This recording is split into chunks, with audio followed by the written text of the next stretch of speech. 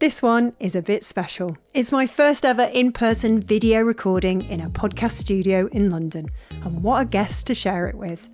I'm joined by Zoe Thompson, the brilliant founder of Sweet Thang, a zine for Black creatives around the world. Zoe's a zine maker, editor and workshop facilitator who's obsessed with bringing projects to life in print and giving underrepresented voices the space they deserve.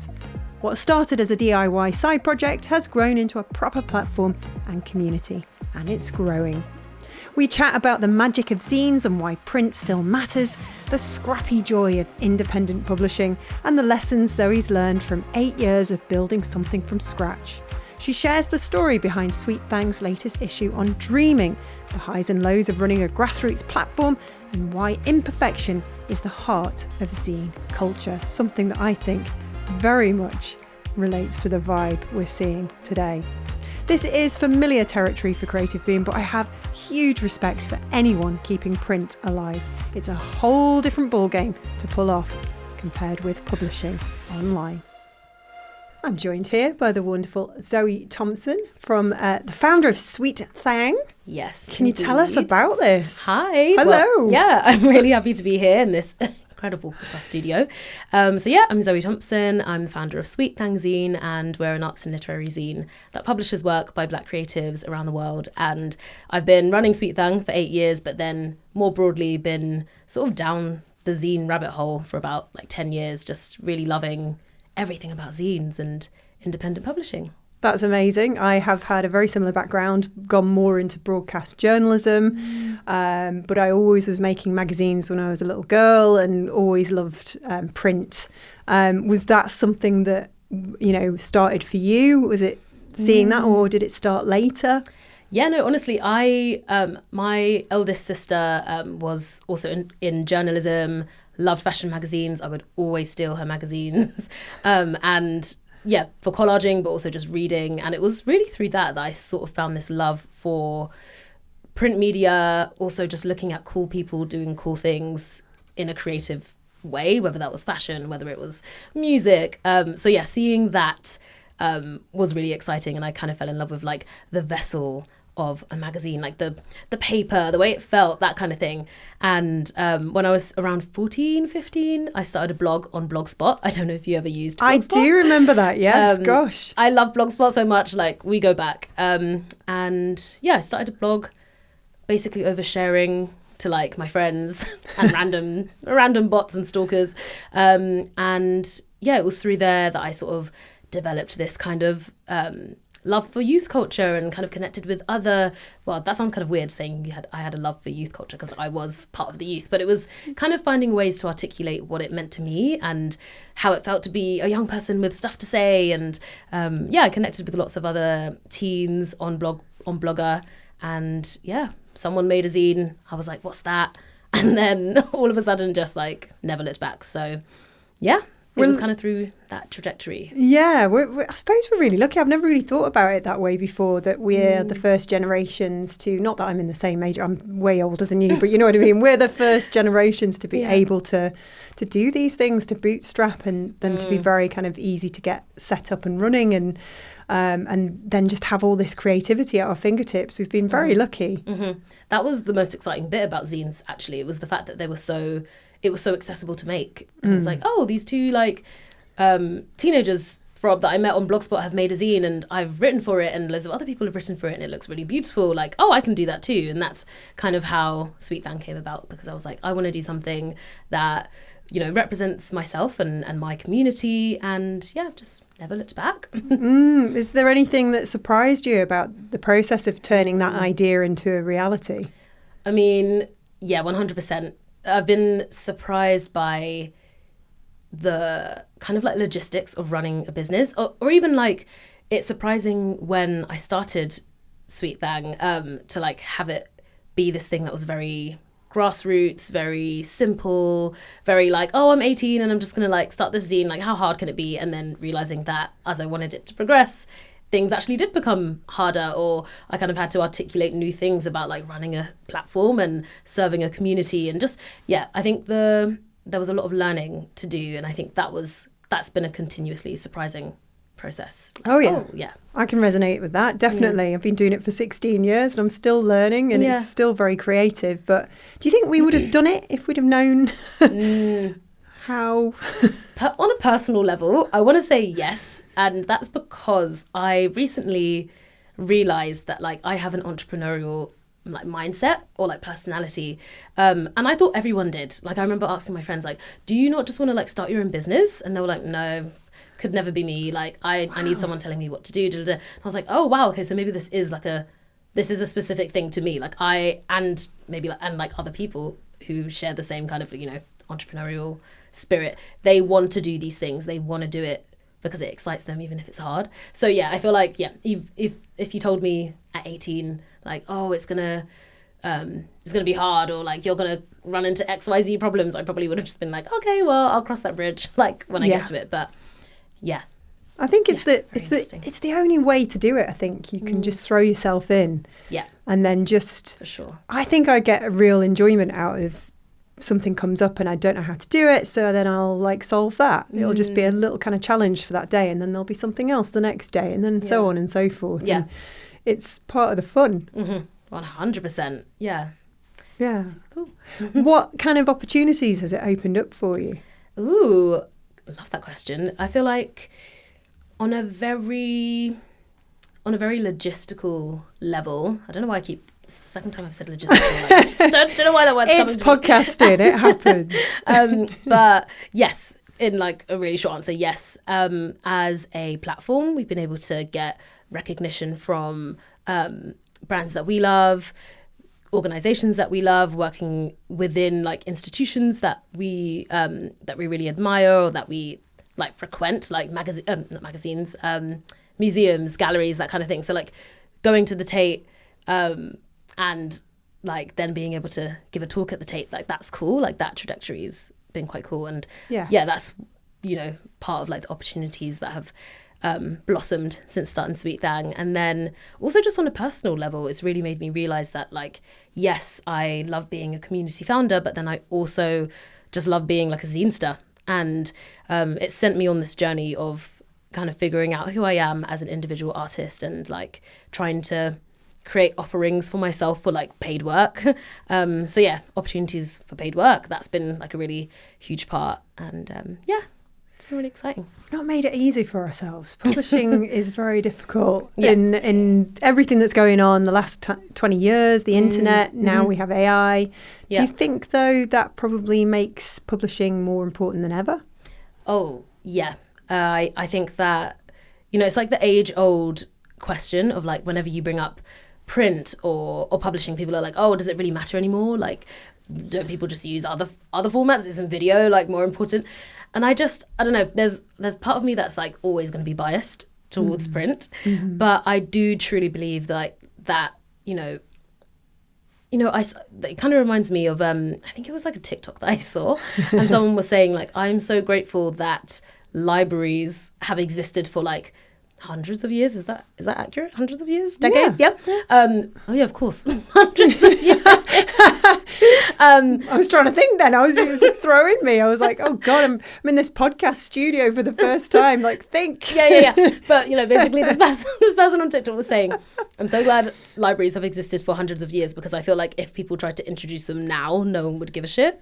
And I think that attention span, isn't it? It's just gone. Yeah. And also, but I feel like there's this kind of, because of that, there's this really like, what's the word? Strong sort of idea that what is in print is inherently valuable. And I know that, you know, progressions with technology and AI and it's scary, and it has like posed so many threats to like print media, to all types of media and art and expression.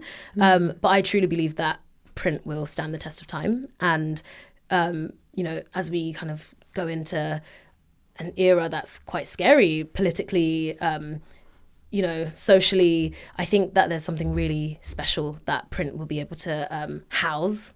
And I think for that reason, like, it's here to stay, essentially. Yeah, they're little mini platforms, aren't they, that actually have a big impact, and they give people a voice. Yeah. And people, I think, more than ever want to hear that human voice. 100%. When you read a zine, it's like you're having like a conversation with the person who made it or the people whose art is in it. And when you know there's a small platform or a small zine, like the work that they do and the impact that they have is so direct to the communities that they're trying to reach. There's no middleman. There's no like, you know, there's nothing stopping really them from reaching. If they say they're gonna platform a specific voice, or if they say they're gonna use like the funds to, you know, help for like mutual aid, like it's going to happen and it's going to be immediate. There's no sort of like blockages. Whereas I think with bigger print media, potentially there's loads of hoops and stuff like that. So yeah.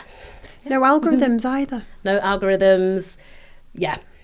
And because of that, no censorship either. And I think we need these. I think we need these little bad boys. These are gorgeous. So what have you got in front of you there? Yeah, so I brought some stuff along. I feel like this is like a show and tell. I loved that at school, didn't you? Yes, and it's just so fun. But the thing about what I've brought for the people who can't see it, and you can't really see it on the video either, but I've got 2 issues of Sweet Thang. I've got like our latest one, and then I've also got some like handmade traditional A7 zines. So yeah, actually feel free to flip through. A7 zines. Tell me about these. What are these? So I guess I always kind of say that like a zine like this is the most traditional form of a zine. It's literally just A4 piece of paper, used scissors to make it into like the little booklet shape, and then obviously like used a bit of collage, a bit of writing, stuff like that. But it's beautiful. Super easy to make, and yeah, this is what people started off making, I would say. Maybe they would use A3 paper to make a slightly bigger version, maybe something that was maybe around half the size of A5. But what I'm trying to say is that is the most traditional format of a zine. What you're holding, a few of these are this little like A to Z series I did for Black History Month in 2023. And so obviously it was like an A to Z. Each letter was like a kind of featured a slice of Black British history or something a bit more random, like this one. What's this called? Describe. So for H, it was like H is for Hungry, Ramblings of a Hungry Jamaican Gal. And I think I just did it because I was just eating a lot of good soul food and eating lots of my family's food and feeling really nostalgic for my grandma's cooking. My grandma, who passed away in 2022, like her food was so special, and I think every single human being will say that their grandma's food is special, because it is. Grandma's food is special all around. But I was just feeling really nostalgic for that, and I think there's just something really like fun and silly about this little zine. But also very special. This says here, both of my grandmas made the face, and in brackets, you know the one. Yeah. What's that? That's an inside joke. It's literally, so many people have related to this, but it's just like when you're at your like grandma's house and you say you don't want any more food, and like she just looks at you and she and like spoons more food onto the plate. It's like the face they make when you say you don't want an extra spoonful of food, and their lips pucker upwards before kissing their teeth and spooning the extra portion on your plate. Countless times that's happened. Because they know you. They know you. Yeah, and they also just won't take, no, I don't want any more food for an answer. I love that. That's so nice. Yes. Oh my gosh. Yeah, it's a Jamaican proverb. Say it. Belly full, batty glad. There are so many hilarious Jamaican proverbs. And in fact, I say it's a proverb. It's probably not, but it's just like a saying. But I think proverb just makes it sound powerful and philosophical. Why not? So yeah, that was a really fun series. I kind of want to bring it back. I think everyone loves an A to Z.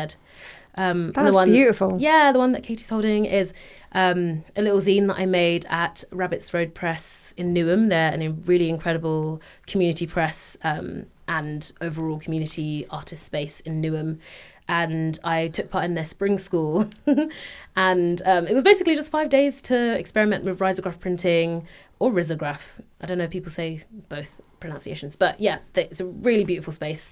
And it was just a time to experiment. I didn't really know what I was going to make, but I did make this zine called I Didn't Go to Art School. And it was just some ramblings about how I didn't go to art school and how I studied like English and French instead. And kind of, I don't know, I know people who went to art school who are amazing, and I think like my sister did, loads of my friends did, but from stories that they told me, there's lots of nepotism in the art school realm, and it was kind of just like, you know, you don't have to go to art school essentially to be creative and have like a creative career and make art. So that was what that zine was kind of. Did you have to go through that then? Did you have to come to that realization yourself that you didn't need to have these kind of medals or trophies or certificates to say, oh, actually, I can do these things? Yeah, entirely. I definitely experienced a lot of imposter syndrome whilst making Sweet Thang. For the most part, so for issues 1 to 7, I would do the editorial design. So putting everyone's work together, doing the edit on top of editing and stuff like that. And sometimes I'd be like, oh, like, I'm not good enough to do this. Like, I never got trained with Adobe, unlike all of my like art school friends, where it was like, it was just a normal occurrence that you would know how to use Adobe. And I felt very, very insecure that I didn't. And there was just so many things about creative expression that I kind of thought I wasn't allowed to tap into because I didn't have this art school background. And yeah, it's just taken a lot of being like, fuck it, like it's fine. Yeah, we think there's a mythical table, don't we, that there's no seats at, and actually we can just build our own table. We've talked about this a lot on the podcast, and people tell me that it's a rite of passage. You realise at some point you can just do it anyway. Yeah. I mean, who are these voices in our heads that are telling us otherwise? Exactly. And I also feel like embracing messiness, embracing imperfection is literally one of the centerfolds of zine culture. Like, you're not supposed to care about how things look. You're not supposed to you're not supposed to kind of be held to any kind of like high standard. You're just meant to create and say what you want to say, and I think that's I love it. All the best things I think that are created come from just letting go and not overthinking it and just enjoying the process. This is stunning. Yeah, even so A for activism. I loved doing this one. Obviously it's the first one in the series. This series in general, I was just making these little zines in my room, and obviously I kind of held myself to a very high standard because I was like, I'm going to make one zine a day and post one every single day in October. That did not happen. I think Zed was like sometime in December. Like, it took a whole 8 weeks to do this because I was doing it alongside working full time, and I would try and do whatever I could after work and stuff like that. But like, I just could not do one zine a day. It's a lot of work. I mean, this is stunning. Yeah, and it's just, it was also just a really great opportunity for me to like not care what people think. And yes, if I was making a zine and I kind of, made a mistake or did something that wasn't super neat, I was just like, you know what, Zoe, it's fine, just keep going. Like, it's going to look good anyway when you scan it, and it's going to look like an art piece. And it doesn't matter if things aren't perfect, if, you've gotten the writing a bit wrong or the spacing a bit wrong. It was really the perfect kind of creative exercise of just like, I'm going to make a little zine for every letter of the alphabet. Doesn't matter if it's not great, or rather, like, it doesn't matter if it's not neat. So yeah, really, really fun. Love it. I think I do wonder if the creatives before us who didn't have to deal with Instagram and LinkedIn, whether they still had that kind of perfectionism mindset, whether they let go a little bit more, because it feels like everything's on show now, and we just have. It might not be the case, but we feel like everything, if we're going to put stuff out there online, it has to be perfect. But I don't know about you. Are you getting a feeling that people are kind of moving away from that a little bit? As in, like, in a good way, people are moving? Yeah, for sure. And it's funny that you bring up LinkedIn, because like, I feel like LinkedIn gets like a bad rap for like being super like a cringy social platform. But I think people are really transformed. I mean, people have transformed the landscape, let's be real. People are like getting so many great opportunities just by being candid and raw and unfiltered online, but then also on like platforms like LinkedIn, which previously had this kind of, it's just like for professional things. And people have like turned professionalism on their head with LinkedIn in particular. And I think we're moving into a realm where people can just be unfiltered. And I also kind of think that, like, whilst TikTok has a lot of issues, it's also been a platform where people can just be so incredibly like unhinged, and you can become a full-time content creator making the most lo-fi things, videos and stuff like that. So there's kind of like this moving away from imperfection kind of vibe that I don't think existed maybe in 2012 to 2015, where everything was about like aesthetic and yes, and perfectly curated, and people would match different images on their grids so they all lined up, all that kind of jazz. Gosh. This season of the Creative Boom podcast is proudly sponsored by James Cropper, the last mill standing in Britain for premium coloured paper. Its new colour source range puts designers first, giving you direct access to 50 stunning shades in a range of weights and textures straight from the mill. Incredible colour, crafted in the Lake District and delivered straight to your door. Discover the paper that brings your ideas to life via paperandpackaging.jamescropper.com. I saw something on YouTube recently that people are moving away from perfectly edited, perfectly filmed, that the appetite for content now is just really kind of low profile, really low, not even low quality, just very chilled out. Maybe somebody building a bench. And I feel like that's been around for quite a long time, but that's when you're starting a YouTube channel like me, you end up getting suggested these things all the time, and it's like, oh right, okay, so I can just relax then. Oh, this is nice.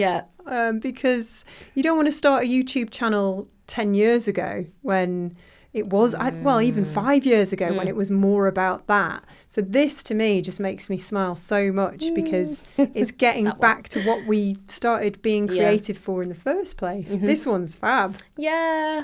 Letter Y, good old letter Y. Oh my gosh, not gonna lie, my imagination was literally running thin by the end of the alphabet. You're a bit tired. I was like, look, for letter Z, I didn't even do anything. I literally just instead I just did a haul on Instagram of all the zines I did. So like Z was for zine, and I just did a little haul. But I think that's still fabulous. Yes, and it was fun.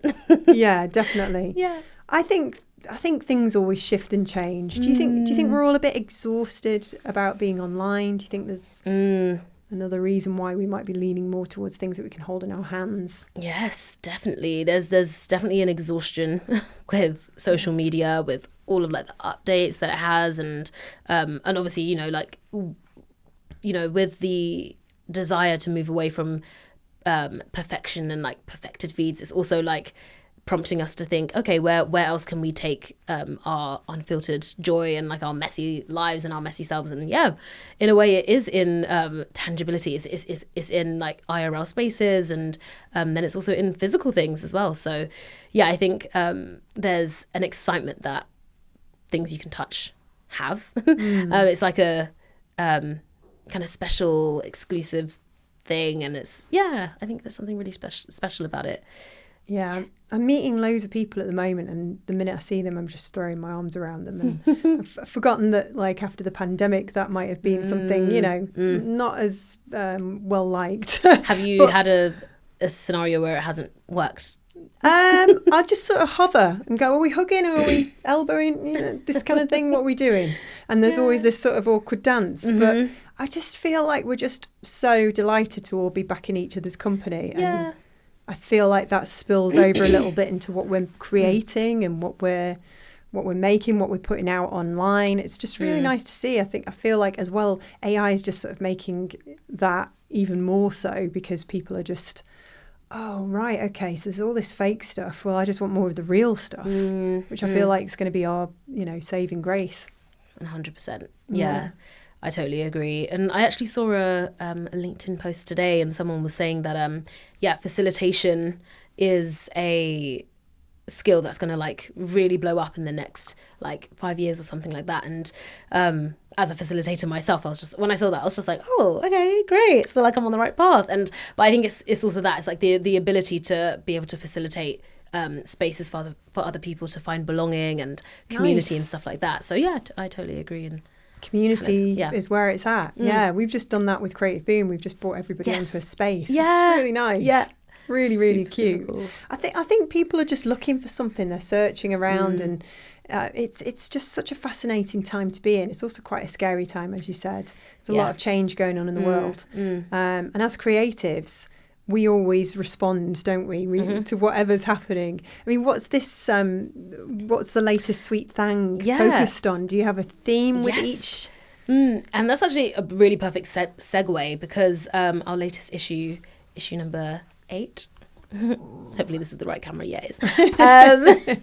Issue number 8 is on the theme of dreaming. Nice. And it's a really beautiful compilation of visual art, written work, from poetry to essays, speculative fiction, that kind of thing. And we're looking at dreaming as a form of freedom making, and dreaming as dreaming sort of like in a spiritual sense, in a literal sense, and kind of looking at radical theories of imagination and how people can, you know, radically dream of better worlds, basically. So dreaming in this very multi-layered way.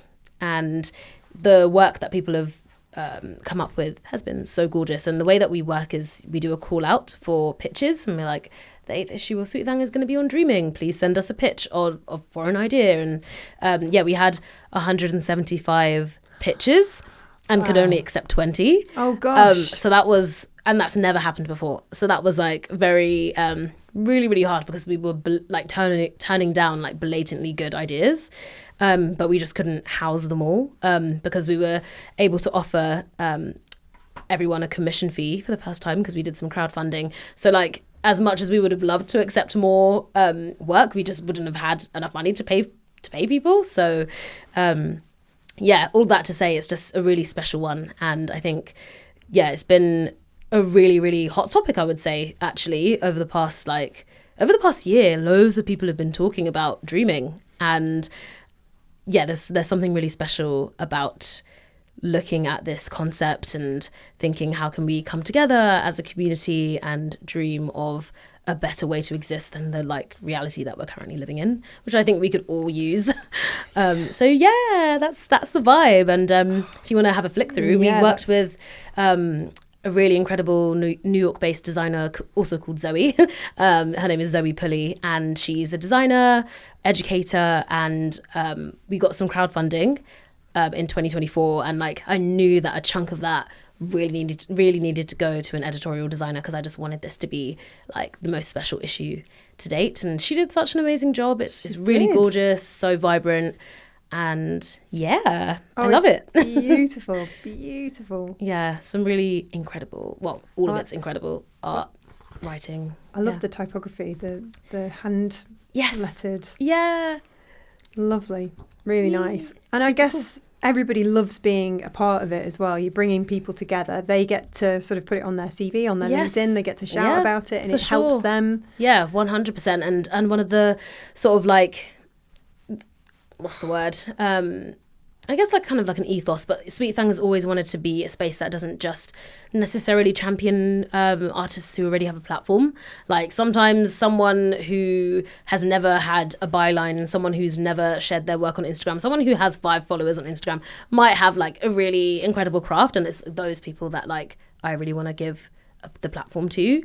And So where does this come from? Why do you want to help people? Why do you get an enjoyment out of giving people a voice? Yeah, I just remember, like going back to being like 15, 16 and being on Blogspot, and then finding someone else's zine. And I've always written creative writing and poetry, and I submitted to a zine. I think it was run by these 2 women based in Canada, and it was called Plasma Dolphin, and it was so random. Plasma Dolphin. I know, it was what a great name. I know, it was just like the coolest thing ever. Like as a 16-year-old, I'm like, what is this?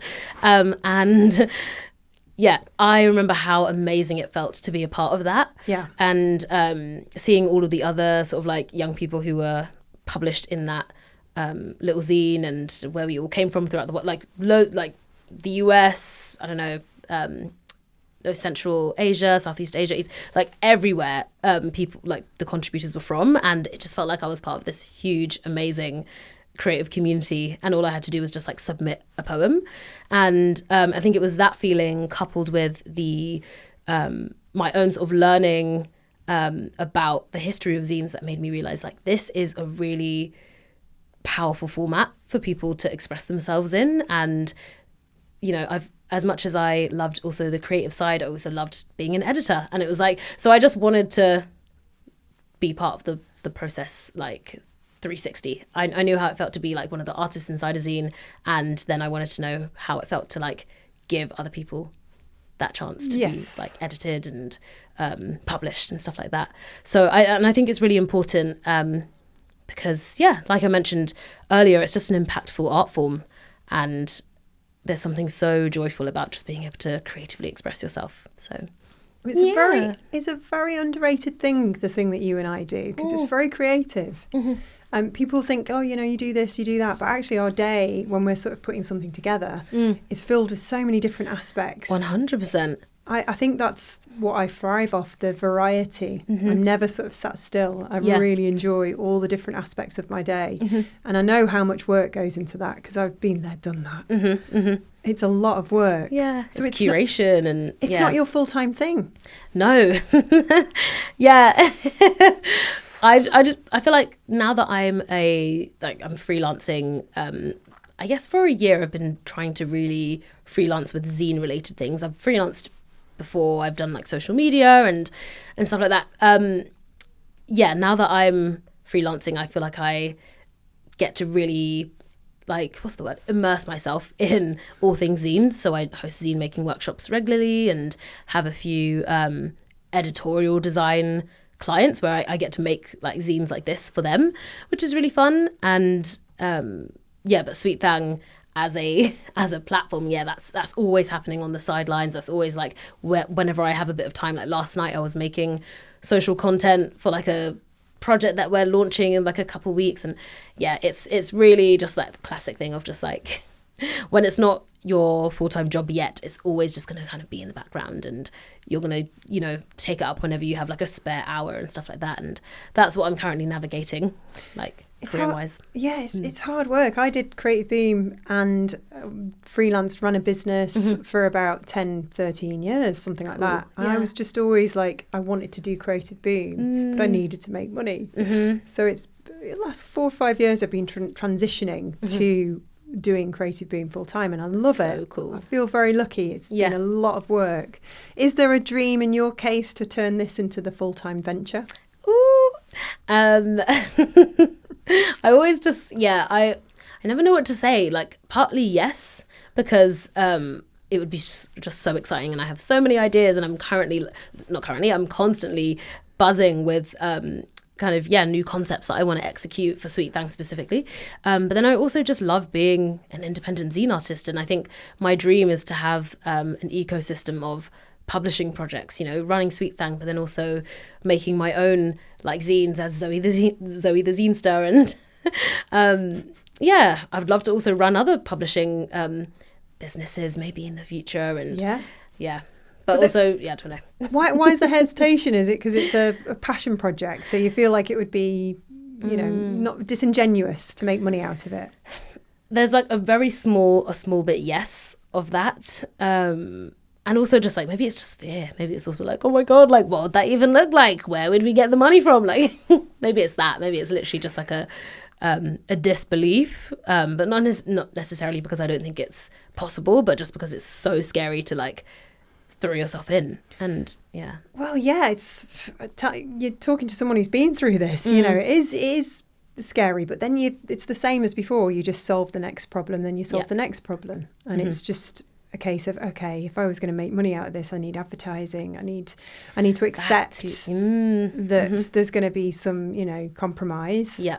Nobody wants to put advertising all over their projects, especially for a zine. So like it feels like the antithesis I guess, to zine culture. It's like, it's not meant to have ads, but then it's just like, but that's how you get money. Or, Yeah, or you could do workshops at big events and sell them there. And there's other ways that you could go about doing it. Totally. I'm sure you know all this. Yeah. But it's a really tough thing when you've got something that you love doing, but you don't really want to then turn it into the business. Because then what's going to be a lovely creative hobby?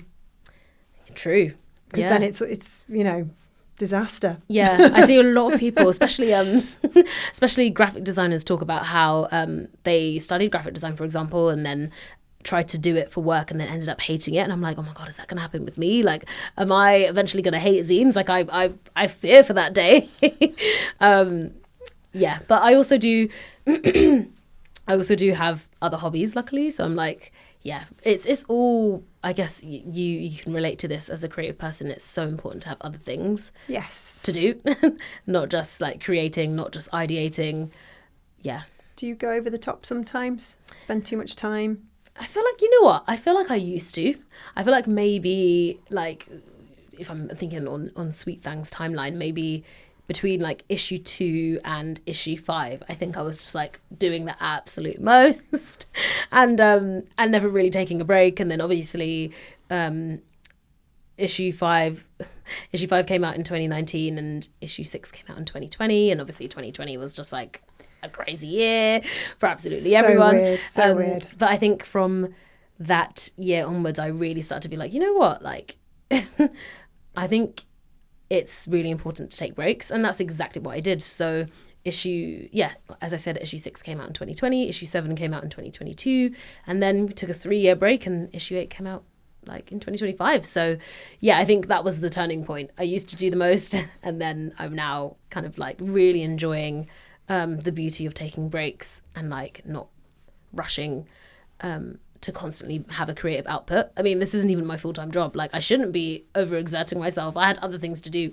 Exactly. But so, look at these beautiful things that you've made. Exactly. And I think it's such a rewarding feeling as well to know that like anything that does come out now is done with so much intention and so much calmness, as much as it's very chaotic to create. And sometimes the chaos is really fun and beautiful. Yeah, it's nice to kind of look at something and be like, yeah, this came because it was meant to come now. And yeah. So how long have you been doing these? How long have I been doing Sweet Thang? Yeah, so issue 1 came out in 2017, so it's been 8 years. Gosh. Yeah, really fun. That's such a weird amount of time. I'm like, oh my god, 8, like wow. I know. That's coming up to 10, like, and I'm already thinking like, oh, like for our 10th issue we should do something like really I'm already thinking into the future. But yeah, so issue 1 came out 8 years ago, and that was kind of my first taste of putting a zine out there. But you know, since I've just been, you know, making stuff like this, and I love this, by the way, a petite guide to sexting 101. That is so funny. I think I made that in 2021.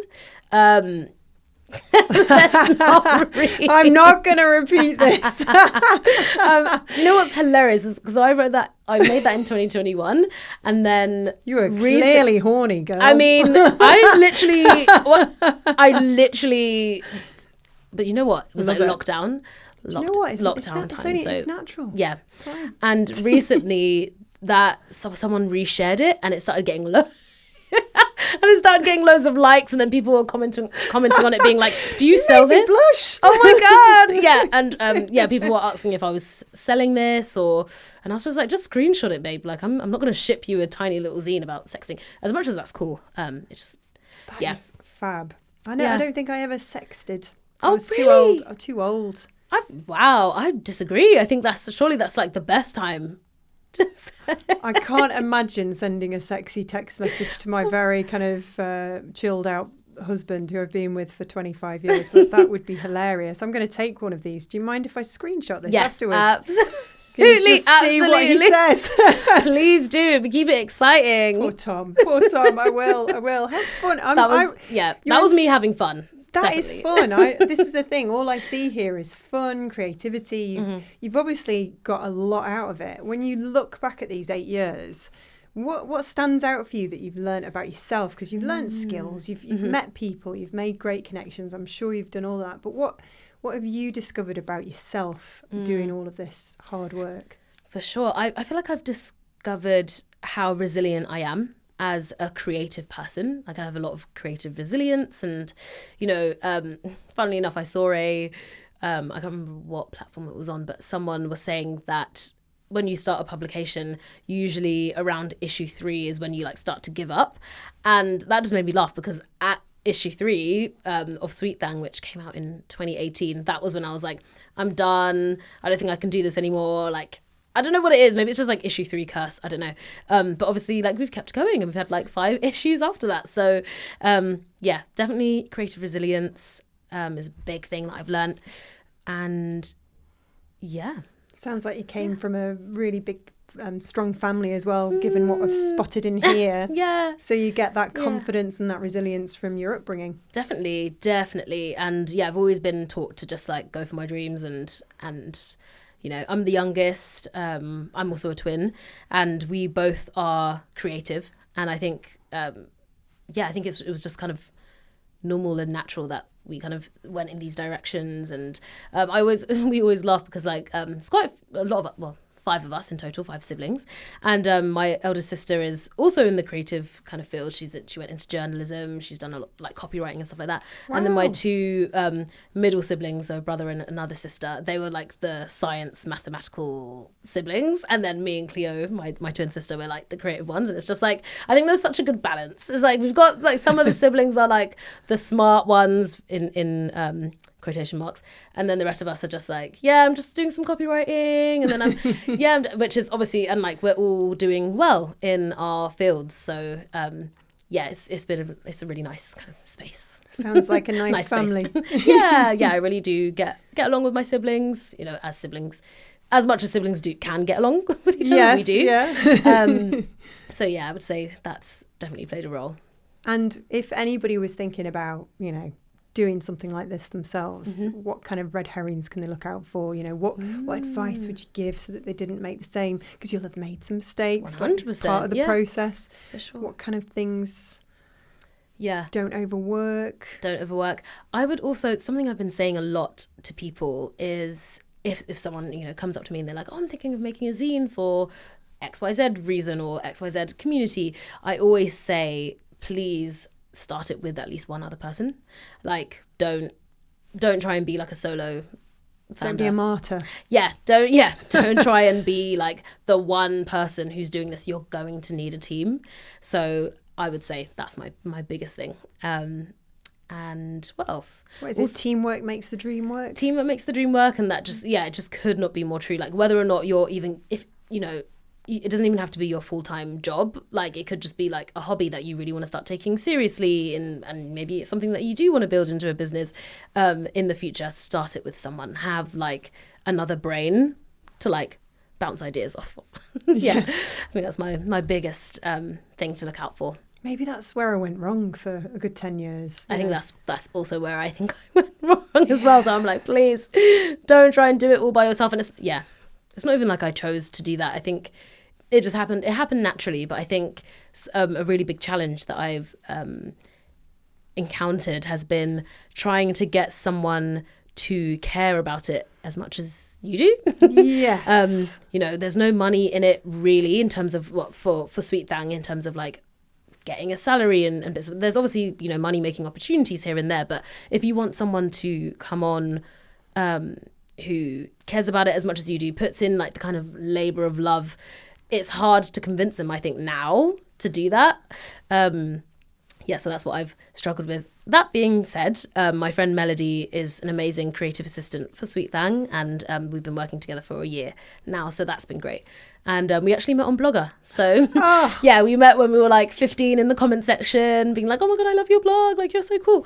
And now we're working together, and like we have meetings where we're just like, oh my God, we should do this and that. So like it's so great having, and like Melody is that person who cares about Sweet Thang just as much and like wants Sweet Thang to be successful and stuff like that. So I'm so grateful. But that's like it's been 8 years, and that's only been in the past year that I've had that.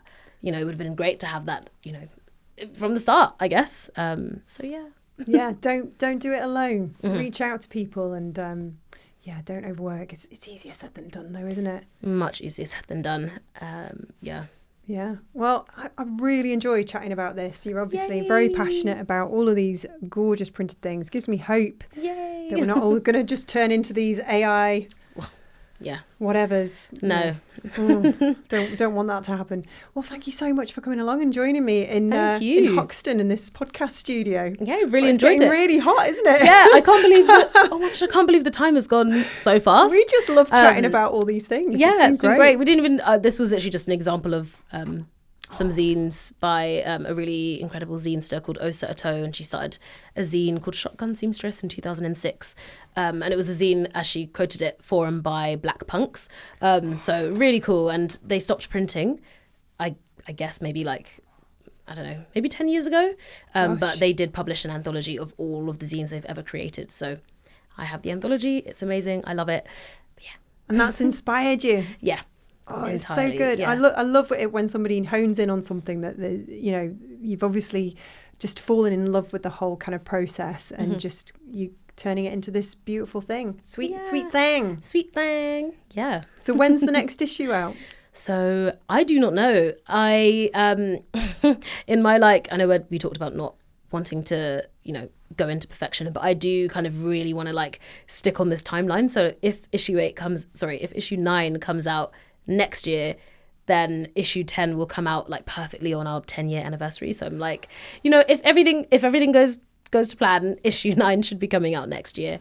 And yeah, I've already got the theme floating around. Ooh, what's the theme? I will say, because it is I guess it's kind of related, but I really want to explore the erotic, and one of my great muses, literary muses, is Audre Lorde, and obviously she has her essay uses of the erotic, and I just think there's so much that we can explore creatively with that theme. So I think I'm going to go for that. Do it. Yeah. I'm looking forward to it. Well, can you buy these anywhere? Yes. So issue 8 on Dreaming is available to buy on our online shop on our Big Cartel. So just Sweet Thang. I love how you're holding it up. Yeah, Sweet Thang. sweetthang.bigcartel.com or something like that. Please support us. Everything that we make goes back into running the business, and you also get a really incredible zine with beautiful art and writing. So thanks again to James Cropper for sponsoring this season of the Creative Boom podcast. Remember, its colour source range gives designers direct access to 50 beautiful shades and a choice of textures, all crafted in the Lake District and delivered straight to your door. Explore the collection and bring your next project to life at paperandpackaging.jamescropper.com. So we're going to go through a bunch of questions which I sent to you prior to this conversation. So you've been warned, just for the purpose of our listeners. They know the format now. This is the spark. And I'm going to pitch these to you, and we're going to get to know you a little bit better. Lovely. Love these type of questions. Love it. So we're going to start with, now we're going in hardcore. Ooh. Have you ever been creatively jealous of someone, and how did you handle it? Yes, I have. I think I get creatively jealous quite often, actually, to be honest. I'm in community with and surrounded by lots of incredible people doing really cool things. And sometimes, admittedly, I do see someone launch a product or a business or a project, and I'm like, oh my God, damn it. I wish I did that. Yeah. And one thing that I've been doing recently is making, and I didn't make this up. It was something I saw on TikTok, but someone said to make a list called Love It For You, Want It For Me. And whenever you see something or someone that you might be creatively jealous of, you put it in there. Yeah. So I do have a list building up, and in the list I literally write out what has occurred. So I will say X has curated a really cool workshop series with this institution, and it's really cool, and I want to do something like that. And it's just a really great way to reframe the jealousy, I suppose, and kind of have this compassionate way of looking at it, and it's really, really helped. So yes, I do get creatively jealous, and that's how I deal with it. I love it. We all do, I think. And I remember seeing something on TikTok recently, some lovely girl that I follow who she's fantastic. She's called Toast with Hope. That's her account, Toast with Hope. That. And she's been working so hard creating her content, and she's doing so well. She's so good at it. And she pointed something out the other day, and it was there's a thing that happens on TikTok when people start off, they get a lot of support from their followers. And sometimes when that sort of TikToker becomes more famous, they get more followers, they're getting more likes, they're getting more press trips, they're getting more free stuff. Suddenly some of that community can turn. Yep. Don't be one of those people. Yeah, just think, wow, you've worked hard. That's great. So I am creatively a little bit jealous of some people on TikTok, but I think jealous is a sort of strong word. I think envious. Yeah. I never really understood the difference between the two. I'm not even going to lie. I think envious is kind of I'm jealous of you, but I love you too. That's the kind of impression I get anyway. Yeah. It's kind of, you're annoying, but I'm glad you're doing well. Yeah, love it for you, want it for me. Love it. I'm going to take that with me. What's a hill you die on when it comes to creative work? Ooh. I feel like a hill that I would die on when it comes to creative work is probably, I mean, I've been trying to like implement this for so long, but it's that idea that you shouldn't be creating 24/7 in order to like achieve your creative goals. Like there has to be moments where you're not doing anything. There has to be moments where you're not doing things that are solely creative. And I think that people assume that creative people should be creating all the time, or at least be having creative thoughts and kind of like that kind of like productivity. But like for creative people, like you should be constantly like striving to create all the time. And it's actually no, like sometimes your inspiration comes when you're not doing anything, and that's a hill I'm willing to die on. You need to sometimes do nothing in order to be creative. Yeah. Anti-hustle culture. Yes, anti-hustling. We do not need to hustle. Well, there is an argument to say that we do have to work really hard. Yeah. But yeah, balance. Otherwise, you're not going to be good to anyone. Like my nana would have said, you're not going to be any good to anyone if you burn yourself out.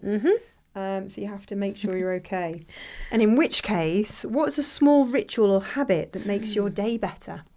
Ooh, so many. I love my little rituals. I think one of the things that I do is I like to have dance parties in my room. Nice. So I have a playlist. I have loads of playlists on Spotify, but one is called Shut Up and Listen. And I think I made it for when like I'm just having like one of those days where my mind is just like going up 7 million miles per hour, and I'm just like, you know, not feeling like regulated emotionally, and I just have this playlist where each song just kind of like brings me back into my body, and you know, I can just have a good dance. So I like to just dance like ecstatically in my room with my headphones on, and then when I'm done I'm like sweating, out of breath. I honestly have like really alchemized my like I've literally alchemized my reality, and I feel so much better. What tunes are we talking about? Loads of dance tunes. I guess there's some Missy Elliott in there. Yes. There's I feel like this is so niche, but there's this like Belgian artist called Stromae who I've like loved since like 2013, and he makes kind of like dancey music. Incredible like lyricist. Like listen to him if you're not on Stromae, like get on him. Yeah, lots of random things. Some jungle in there too. I know we spoke about jungle earlier. Yes, we did. Just anything dancey, anything to like get the heart rate up, and just really be joyful. And yeah, jungle is massive, brilliant. That is literally the song that I listen to. Yeah. Oh, incredible! Yeah, brilliant. I can't remember the name or. It's taking like a me mix back. of It's 30 years ago. General Levy, I think. Yes, it's 30 years ago. Wow, insane. Yeah, I am old. The best music was then, to be honest. So it fills me with joy though that somebody who's younger than me is listening to the stuff I listened to when I was a teenager. So, you know, I'm still cool. 100%. You're so cool. Okay. What's a secret? Oh no, what's a scent? Oh, I need to put my glasses on. What is a scent or smell that instantly takes you back to a memory? Oh, I love this question.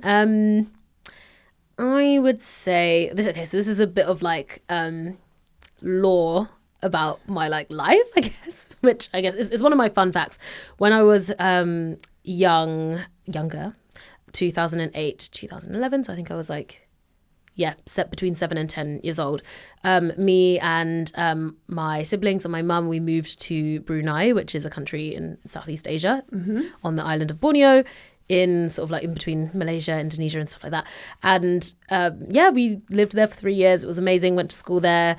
And a smell that really brings me back to that time is bug spray. And for a very, very long time, whenever I sprayed bug spray after, like when we came back to the UK, it would just immediately take me back. And because obviously we were living in like a very tropical rainforest climate, and the bugs were bugging. Yeah, I can imagine. And so it was also bug spray, and then also sunscreen as well. The smell of sunscreen would like instantly take me back to like being in the rainforest, having to like swat really scary looking mosquitoes, and the wildlife there absolutely incredible.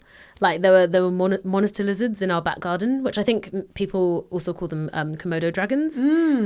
Really harmless, but like kind of scary looking. But they don't really like people, so they tried to stay away. But yeah, they were just like in our back garden. Monkeys at school.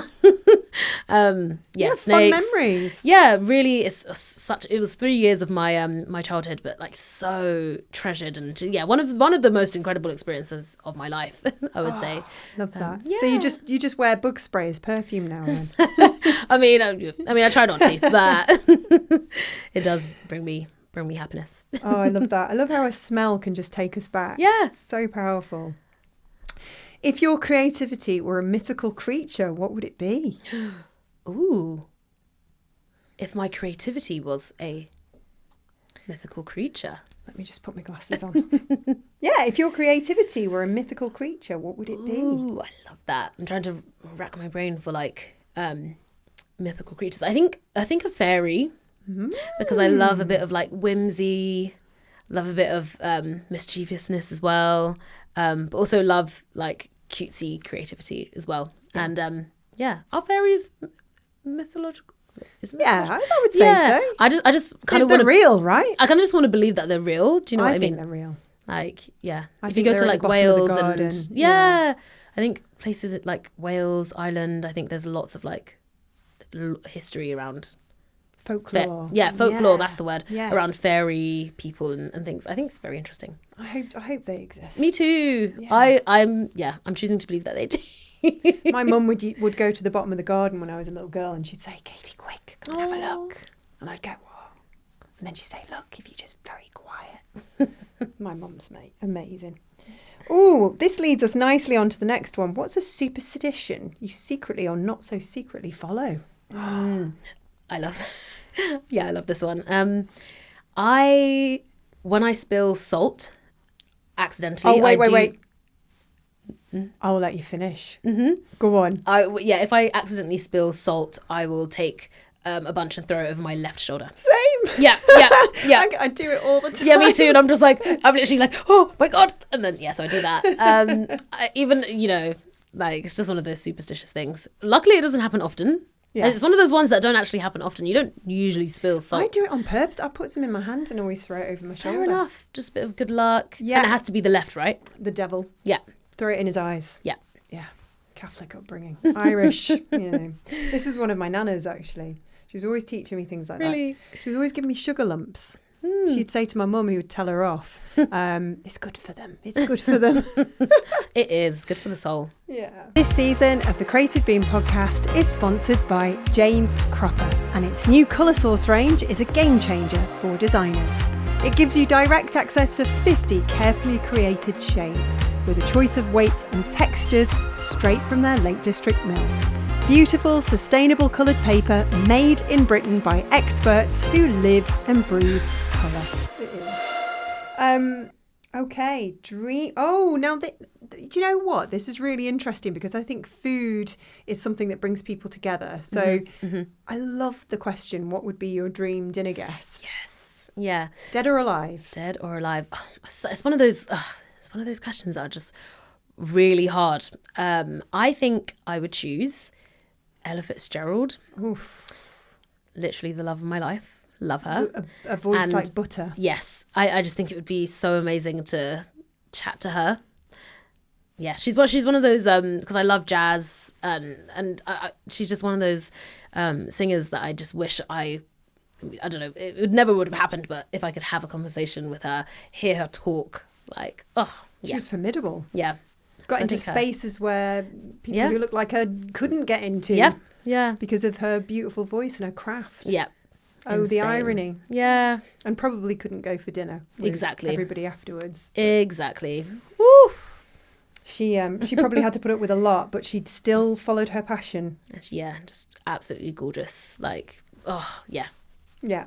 If you could only use one font for the rest of your life, what would it be? A graphic design question. We've not had one of those yet. Ooh. I think I would choose, I feel like I might get hate for this, but like Helvetica. I just love her. She's simple, she's clean. Yeah. no Helvetica hate in this. There's no judgment here. No judgment here. Because I think she's really versatile. So like if I really had to choose just one for the rest of my life, I think it's a good choice. Do you know what? Communication is about keeping things simple. As long as the message gets across, and that is great design. I was in I'm my curious to know what yours is. Yeah. Well, No, go on. I quite like the one we use on Creative Beam. It's called Rubert. It's by Display. It is really, really. There's just something about the shape of the lettering, and it just feels very clean and same as you, just simple. Yeah, it's gorgeous. I also really have you seen Jessica Walsh's foundry? She's got something called Type of Feeling now. She launched it, I think it was either this year or last year, and she's just come out with a new one called Fiero or Fiero. Interesting. It's beautiful. It's got kind of like an Italian style feel. Beautiful, like long letter forms and slightly chunky, but not so chunky. God, I'm going to sound like I'm not a graphic designer now, but no, I like it. Yeah, cool, nice. Funnily enough, I actually bought a font yesterday. Oh, did you? Yeah, from Creative Market. Oh, nice. It was called Source. It's a chunky one. Kind of like bubbly, I suppose. It's got kind of like a I think I've thickness seen to it. Yeah, probably. Yeah. I saw it on Pinterest as I was scrolling, and I was like, this is really cute. So yeah, it's also kind of got this retro feel to it. But I just knew I'd want to use it. So I was like, let me just buy it. Let me be a good creative human and buy a font and pay. I love that. Yeah. I love that you're still using Pinterest as well. Yes, I see a lot of like ads and videos that are like, stop using Pinterest and use this instead. And I'm like, did I miss this chapter? Like, why do we not like Pinterest anymore? I know, I'm the same. I keep seeing things like, 10 alternatives to Pinterest. I think we even did an article on Creative Beam. I mean, I guess it's exciting to have like different platforms. But for now, Pinterest is still really ticking all the boxes. But maybe it's time to branch out. Who knows? Maybe. But then if it ain't broke. Yeah, exactly. Yeah. I mean, is there anything new that we've used recently that we've taken on that just haven't been around for very long? I can't think of anything. Because we went through such a phase over 10 or 15 years where the next new thing came along, the next new thing. Yeah. We've had Threads, I guess. Yeah, Threads. There's this new, it's like a non-meta platform, but it's called Arena. Ooh. And you can make these like creative boards with people and like share them. And I've seen that. It's quite low-key, but quite fun. Some designers that I really admire use Arena. So maybe that's one. Maybe that's the next big thing. We'll never know. Now, we had Emily Penny on, who very kindly, we did it over the virtual webs, and she asked you a question. What were you obsessed with as a child, and how did that play out? What was I obsessed with? Oh my God, what a great question. What was I obsessed with as a child, and how did that play out? What was I obsessed with? Trying to like go back into like 8-year-old Zoe's mindset. What was she obsessed with? Whilst you think about that, I'm trying to think about what I was obsessed with. I like the Weetabix Club. I was in a Weetabix Club, yeah. Wait, that's... What did that entail? I don't know, but there's a T-shirt of me, probably about 5, maybe 4 or 5, and it's like bright yellow, and there's these Weetabix characters that were dressed as skinheads. Interesting. With That's braces so and white T-shirts and skinheads and little Doc Martens, which of course... That's quite cool. It was cool. I don't know the history too much, but I think it was adopted by a certain group of people. So I just looked like a little kind of, fascist kid with my Weetabix T-shirt. But why Weetabix though? Like, what was the... You just really liked it? You just really liked the cereal... Yeah, I think I just loved my Weetabix because my mum used to let me absolutely coat the thing in sugar. Nice. And chopped up banana. Brown sugar as well? Or was it white sugar? Just white sugar. Because I used to love putting brown sugar on Weetabix. It was just so bad. Yeah, because it was basically just sugar and milk and like a bit of wheat. Basically. How many fillings have you got? I've got 8. You know what? I actually have decent teeth, I'm not going to lie, because as much as I had like those moments in my childhood, I did not have a sweet tooth and I was not raised on sweet things. Oh, I was. So I've been literally saying to people like, I'm so grateful I didn't have a sweet tooth as a kid because I fear I would not have any teeth Well, I don't have any teeth. My dentist is very cross with me. Yeah, no, luckily, I was a savoury tooth girl, and I think my teeth are very grateful for that. But Love it. Lives we're enjoying. Absolutely. Well, in my day, when you left the dentist as a child, you got given a lolly. Oh, yeah, it's true. The irony. What was that all about? Maybe they just wanted you to keep coming back so they'd make money out of you. Yeah, 100%. The question for me. Yes, sorry. We went off on a tangent. You know what? I think I was really obsessed with food as a kid, and not just the eating part, which is obviously great. We all love that. But the... I love, books like The Tiger Who Came to Tea. Yes. And The Very Hungry Caterpillar and stuff like that. I was so obsessed with beautiful books. Just like the beauty of food and feasting and the way that food looked in those books, the illustrations and stuff like that. Loved food. And I think that's played out in my life because I still love food and I love cooking and I love indulgence. I'm a Taurus. I just feel like I don't know if you're into star signs, but I just feel like I'm a Leo. Nice. Trouble. Okay, so you just had a birthday. Well, I did in August, maybe 47. 20th. Nice. Happy belated. Thank you very much. When is your birthday? April 22nd. All right. Okay, so it's coming up. I'll send you a birthday card. April. Well. They'll come around quick. True, but I feel like we're at least 6 months out. I'm not wishing time away. It's like that's only 2 months. It's nearly there. It'll soon be here.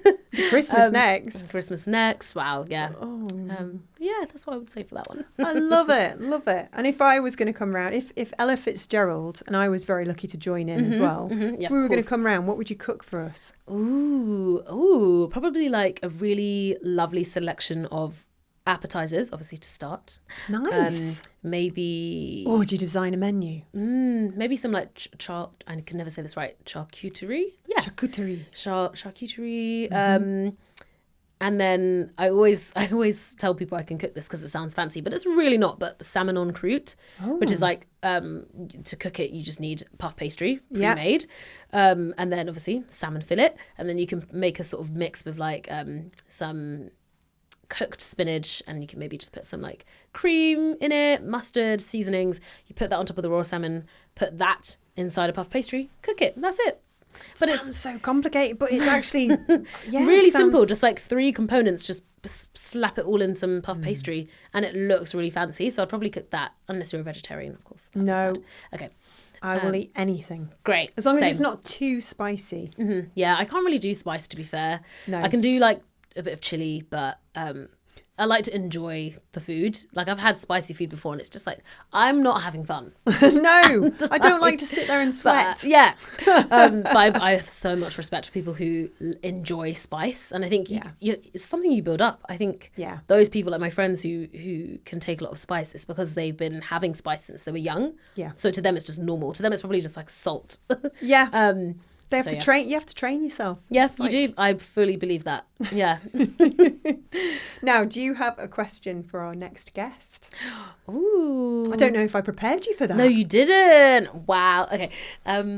It's a tough one, and I don't even know who our next guest is. So it's just got to be quite kind of open, I think. Okay, so quite open. I would say if. Okay, maybe. Shall I have a look whilst you're thinking? Yeah. Let me see who the next guest is on the Creative Boom podcast. It's likely to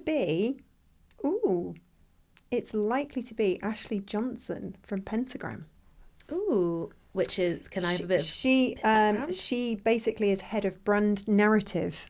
So she likes words as well. Ooh, wonderful. Okay. Cool. Maybe a question of, I guess you might even talk about it during the conversation, but if there was one sort of piece of copy or brand copy that you've seen out in the ether that you could change, what would it be and why? That's a great question. Maybe. I will put that to her. Yay. Well, this is us done. Thank you so much for joining us. Wow. I know. You're cool. Time flies when you're having fun. 100%. Oh my God. I was literally oh my God, do we have enough time? Is it? Yeah. It's all right. We're professionals, aren't we? 100%. Thank you so much for having me. This has been so much fun. And yeah, I'm really excited to listen back on this and watch. Yeah, and watch it. And we look fabulous. Yeah. And yeah, big love to anyone listening. And yeah, thanks for hearing my journey. Thank you. Well, that's it for today's episode. I came away from this conversation personally feeling super inspired, particularly by Zoe's calm creative resilience and her belief that imperfection lies at the heart of everything she does. Print might be tougher to pull off than anything we do online, but there's joy in that community and creativity where it creates something so special. I hope it gives you the same spark it gave me. If you enjoyed this chat, please follow or subscribe to the Creative Boom podcast, leave a quick review and share it with a friend who might love it too. Oh, that rhymed. Not intended. Thanks for watching. If you like this chat, hit subscribe and stick around. Lots more creative goodness coming your way. See you soon.